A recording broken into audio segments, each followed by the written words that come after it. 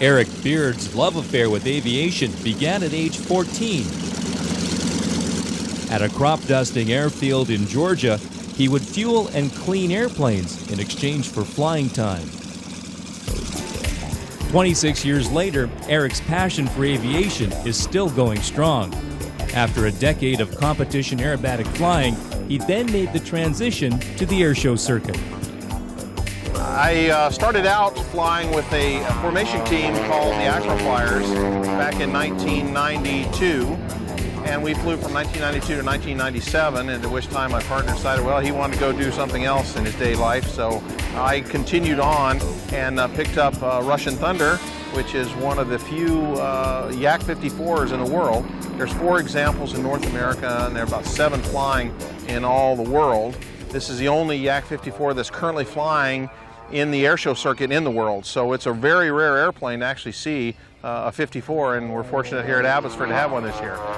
The Yak 54 is unique in that it's a 2-seat, and most of the other Yaks, or the Yak 55, which was the immediate predecessor to this airplane, is a single-seater, as well as the Yak 52, which was the 2-seat military trainer. The 54 was designed to compete in the World Aerobatic Championships in the advanced, so they call it the AWAC. And this airplane is approved to fly in the AWAC, and it's really designed to dominate that series. And for the airshow part of it, it's just big. This is a really large, unlimited airplane. So when you look at the extras and the edges and the other type of unlimited airplanes that you see at the air shows, this airplane is almost twice its size. So it looks lower to the ground, much closer to the crowd. Of course, it's got the round engine that has that big burly radial engine sound, and it just pumps out a ton of smoke. So it's just got that the wow appeal to it that the crowd's looking for.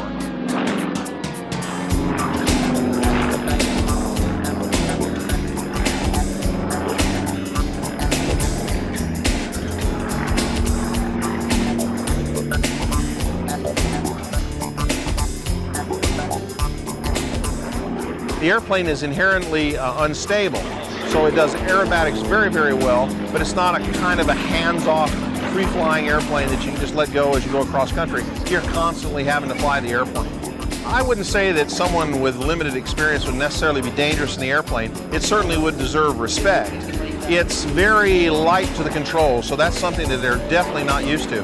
Just a slight twitch of the airplane, I mean, just a very minute movements of the controls make the airplane really move around a lot. So when I let someone that's a pilot in the front of the airplane, they have a hard time at first controlling the airplane. It's just kind of up and down, side to side, and all around. So until they get used to the, I call it the sensitivity of the controls.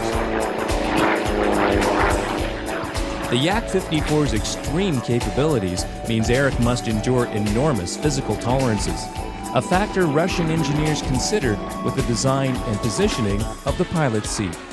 Most of the Russian aerobatic airplanes, like the Sukhois and also, of course, in this Yak, you're in a very reclined position. You're almost laying down almost 45 degrees. And the reason for that, and of course your knees are very high, and it helps with the G tolerance because these airplanes are capable of 9, 10 Gs.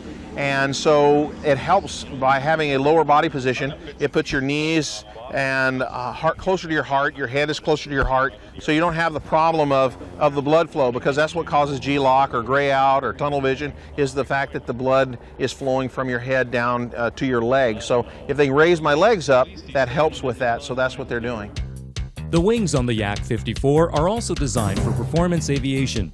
They are equally round on the top and bottom, compared to conventional airplane wings, which are typically flat underneath. And the reason it's the same on the top and the bottom is the airplane doesn't really want to care whether it's going up or down, whether it's a push or a pull. The airplane doesn't care. It's just as happy upside down as it is right side up. So that's why it's designed that way. My last couple shows have been high density altitude shows. When I say that, it's hot and high. My last airport I flew was in Boise, Idaho. It was, I think, 6,000 feet was the density altitude there because of the temperature. Even though the airport was 6,000 feet, that's a huge loss of power to the airplane. We came back down here to sea level, and yesterday I popped on 8 Gs just because I'm just not used to it. It was a lot of G available for me, so it just really zooms here at sea level where we are here. Matter of fact, I think yesterday it was minus 32, so it was like I was 32 feet below sea level was the performance that this airplane had. So it gets everything it's got. It's just fantastic.